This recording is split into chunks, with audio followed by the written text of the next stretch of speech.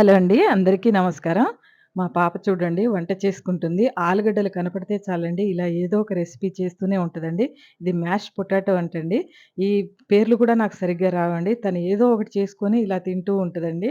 అంటే మంచిగా ఉంటే నాకు టేస్ట్ చేయమని ఊరికే టేస్ట్ చేయమంటూ ఉంటదండి. అన్ని రకరకాలు ఏదో ఒకటి ట్రై చేయాలి మమ్మీ, రావాలి కదా నాకు కూడా వంట అని తనకు నచ్చింది చేసుకుంటూ ఉంటదండి. ఇలా పకోడీలు వాళ్ళ డ్యాడీతో చికెన్ తెప్పించుకొని నైట్ పకోడీలేసిందండి. చాలా బావుంది.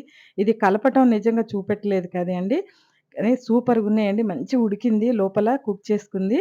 ఇలా అయితే బాల్స్‌లాగా మంచిగా మొత్తం అన్నీ ఏసి కలిపి ఏవేవో రెసిపీలండి. అందులో ఏమేమేసిందో గూడా నాకు తెలీదండి. చేసేసిన తర్వాత మమ్మీ నేను రెడీ చేసేదాకా నువ్వు లోపల నుంచి బయటికి రావద్దన్నదండి రూమ్‌లో నుంచి. సరేలేనని నేను ఉండిపోయాను. తనైతే ఇలా మంచిగా చేసిందండి. రాత్రి హాయిగా ఎంజాయ్ చేసామండి. ఈ కర్రీ మేము మంచిగా పప్పుచారు ఉండేనండి రాత్రి. ఆ పప్పుచారు మీదకి వేసుకొని సూపరున్నాయండి. చికెన్